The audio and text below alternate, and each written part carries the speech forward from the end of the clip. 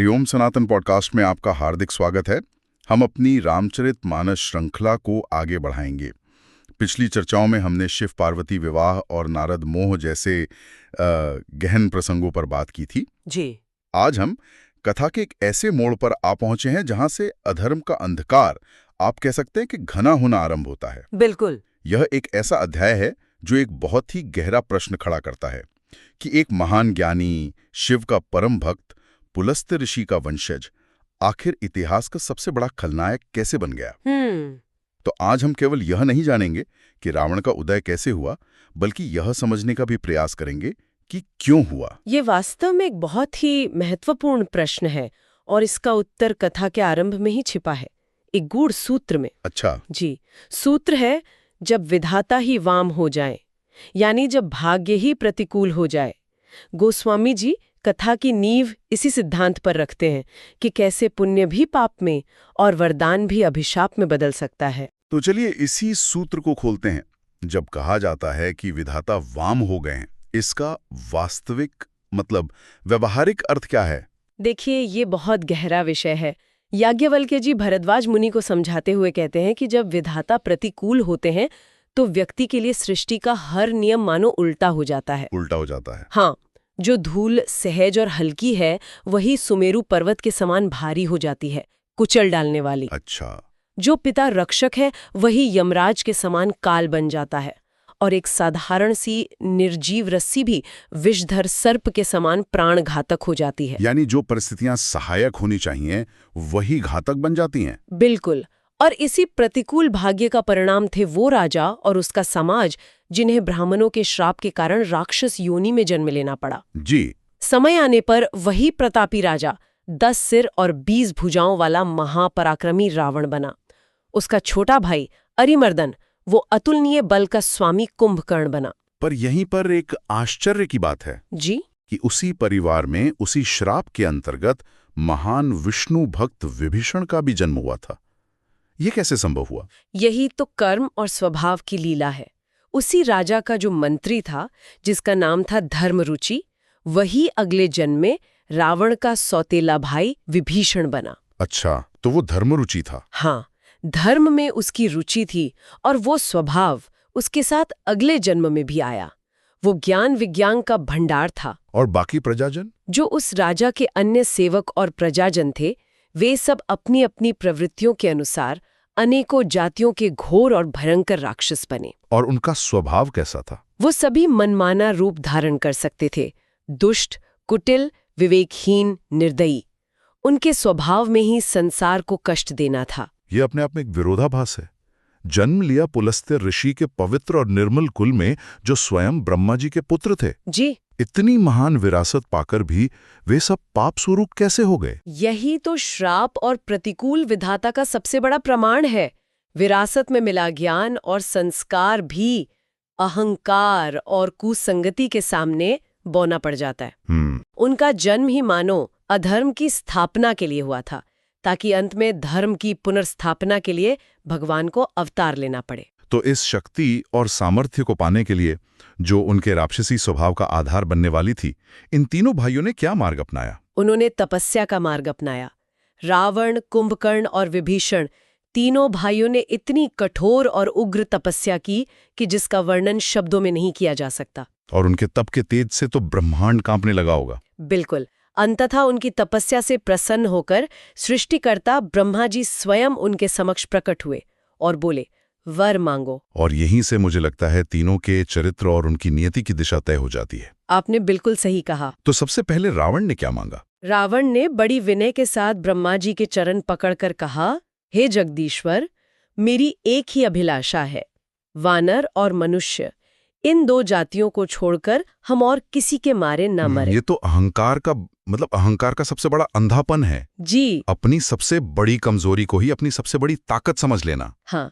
उसने सोचा कि ये तुच्छ प्राणी मेरा क्या बिगाड़ लेंगे। हाँ, इनसे क्या भय, इसलिए इनसे अभय मांगने की आवश्यकता ही नहीं। उसने तो अपने वरदान में ही अपनी मृत्यु का विधान लिखवा लिया। बिल्कुल। ये सिर्फ घमंड नहीं, एक रणनीतिक भूल थी। ब्रह्मा जी ने एवमस्तु कहकर उसे वरदान दे दिया। और फिर वे कुंभकर्ण के पास गए। जी, और उसे देखकर ब्रह्मा जी के मन में चिंता हुई। उन्होंने सोचा, ये तो पहले से ही इतना विशाल और बलवान है।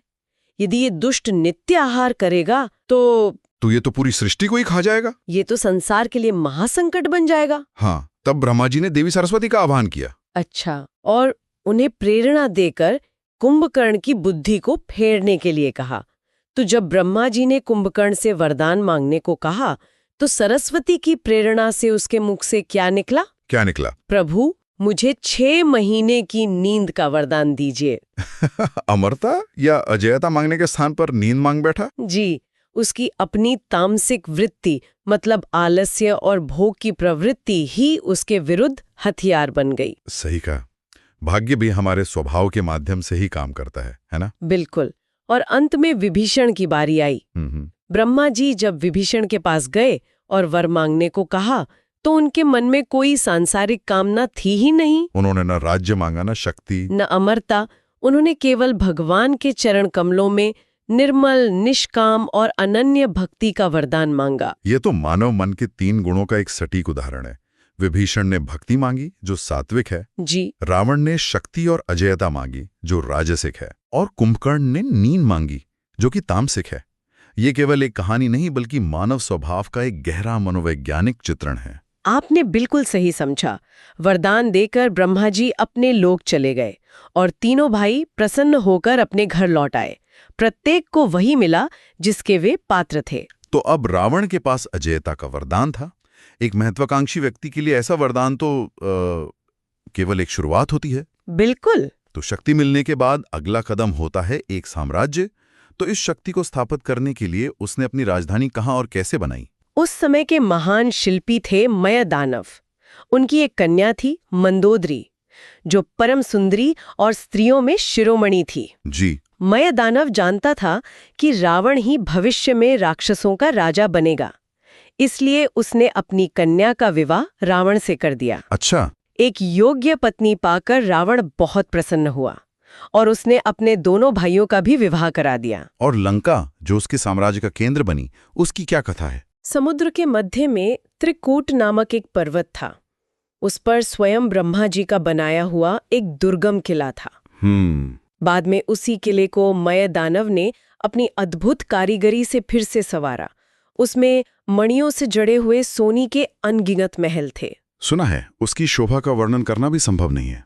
जी, वह लंकापुरी इतनी भव्य थी कि नागों की भोगवतीपुरी और इंद्र की अमरावती भी उसके सामने फीकी लगती थी। एक ऐसी अद्भुत और अभेद्य नगरी, तो इस पर रावण ने अधिकार कैसे किया? पहले वहां बड़े बड़े योद्धा राक्षस रहते थे, लेकिन देवताओं ने उन्हें युद्ध में मार डाला था। अच्छा। उसके बाद इंद्र की प्रेरणा से वहां धन के देवता कुबेर के 1 करोड़ यक्ष रक्षक के रूप में रहते थे। और जब रावण को ये पता चला, उसने अपनी विशाल सेना के साथ उस किले को घेर लिया।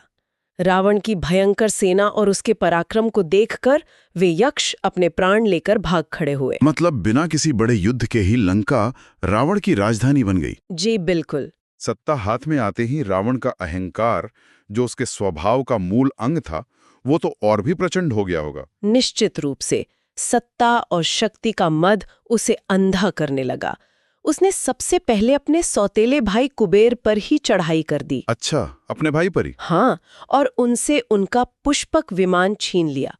फिर अहंकार में इतना चूर हो गया कि खेल खेल में ही कैलाश पर्वत को उठा लिया। जी, और अपनी 20 भुजाओं के बल को तौलकर संतुष्ट हुआ। हाँ, उसके सुख, संपत्ति, पुत्र, सेना, प्रताप सब कुछ उसी तरह नित्य बढ़ते जाते थे जैसे हर लाभ के साथ लोभ बढ़ता है। और ये केवल रावण की शक्ति नहीं थी, उसका पूरा परिवार ही अद्भुत शक्तियों से संपन्न था। जी, ये अधर्म का एक पूरा तंत्र था।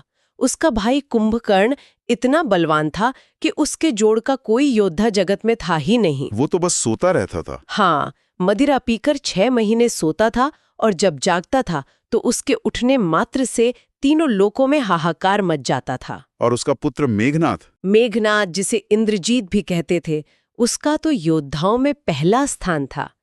रण में कोई उसका सामना नहीं कर सकता था। इनके अलावा भी तो कई थे। हाँ, दुर्मुख, अकंपन, वज्रदंत जैसे अनगिनत योद्धा थे जो अकेले ही पूरे जगत को जीत सकते थे। और ये सभी आसुरी माया के ज्ञाता थे। मनमाना रूप धर सकते थे। उनके हृदय में दया धर्म का तो लेशमात्र भी नहीं था। बिल्कुल नहीं। तो एक दिन अपनी इस अजय शक्ति और विशाल परिवार को देखकर उस अभिमानी रावण ने अपनी सभा में क्या निर्णय लिया? अपने अनगिनत पुत्रों, पौत्रों और योद्धाओं से भरी सभा को देखकर रावण गर्व और क्रोध में सनी हुई वाणी में बोला, हे समस्त राक्षसगण, सुनो। हमारे शत्रु देवता हैं जो हमारे बल को देखकर कभी सामने से युद्ध नहीं करते। उनके विनाश का एक ही उपाय है। क्या उपाय था वो? ये उसकी क्रूरता के साथ साथ उसकी कुटिल बुद्धि को भी दर्शाता है। ये बहुत ही धूर्त योजना थी। उसने कहा, देवताओं की शक्ति का स्रोत धर्म है। यज्ञ, हवन, ब्राह्मण भोजन, श्राद्ध। जी। तुम सब पृथ्वी पर जाओ और जहां भी कोई शुभ कर्म हो रहा हो उसे नष्ट कर दो। अच्छा। जब धर्म नष्ट हो जाएगा तो देवता शक्तिहीन और भूखे हो जाएंगे और तब वे सहज ही मेरे अधीन हो जाएंगे। मतलब उसने एक प्रकार का आध्यात्मिक युद्ध छेड़ा। उसने देवताओं की आपूर्ति रेखा पर ही प्रहार करने की योजना बनाई। बिल्कुल सही कहा आपने। और उसने इस काम के लिए विशेष रूप से अपने पुत्र मेघनाद को आदेश दिया। जी हाँ, उसने मेघनाद को बुलाकर सिखाया और देवताओं के प्रति उसके वैर भाव को और भड़काया। फिर वह स्वयं हाथ में गदा लेकर विजय अभियान पर निकल पड़ा। और उसके चलने मात्र से पृथ्वी कांप उठी होगी। पृथ्वी डगमगाने लगी और उसकी गर्जना सुनकर देव स्त्रियों के गर्भपात होने लगे। भयभीत देवता सुमेरु पर्वत की गुफाओं में जा छिपे। रावण ने तो सारे लोगों को सुना कर दिया। हाँ, वो बार बार सिंह गर्जना करके देवताओं को ललकारता और गालियां देता। ब्रह्मा की सृष्टि में जितने भी शरीरधारी जीव थे, किन्नर, सिद्ध, मनुष्य, नाग, सभी उसके अधीन हो गए। और पृथ्वी पर उसके राक्षसों ने कैसा उत्पात मचाया? राक्षसगण भयंकर रूप धरकर पृथ्वी पर टूट पड़े। उन्होंने हर उस कार्य को किया जिससे धर्म की जड़ें कटे। मतलब जिस किसी नगर, गांव या पूर्वे में वे गौ और ब्राह्मणों को पाते, वहीं आग लगा देते। धर्म के सभी प्रतीकों को नष्ट करना ही उनका एकमात्र लक्ष्य बन गया था। यज्ञ, श्राद्ध, दान, तप, हरिभक्ति सब बंद हो गए। वेद और पुराण तो स्वप्न में भी सुनने को नहीं मिलते थे। बिल्कुल। यदि रावण को कहीं से यह सूचना भी मिल जाती कि किसी दूर वन में कोई ऋषि तप यज्ञ कर रहा है, तो वो स्वयं जाकर सब कुछ विध्वंस कर देता था। संसार में तो धर्म शब्द केवल कानों में ही सुनने को नहीं मिलता होगा। यही स्थिति थी और इस घोर अत्याचार से पृथ्वी की दशा बहुत ही दयनीय हो गई।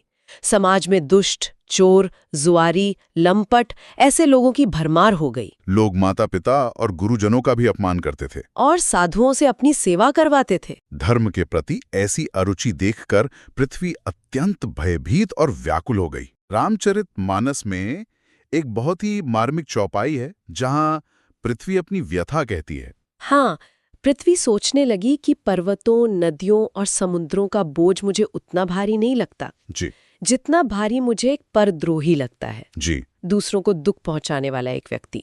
वो अपनी आंखों के सामने धर्म को विपरीत होते देख रही थी, पर रावण के भय से कुछ कह नहीं सकती थे। तो इस भयानक संकट का, इस चरम अधर्म का समाधान कैसे खोजा गया, जब सभी देवता और ऋषि मुनि भी असहाय हो चुके थे? जब पीड़ा असहनीय हो गई तो पृथ्वी ने एक गाय का रूप धारण किया। अच्छा। और वो वहां गई जहां सब देवता और मुनि भय से छुपे हुए थे। पृथ्वी ने रो रोकर उनको अपना दुख सुनाया, पर किसी से कुछ करते ना बना। सभी असहाय और निराश थे। जी, रावण का आतंक इतना था कि कोई भी शक्ति उसका सामना करने में सक्षम नहीं दिख रही थी।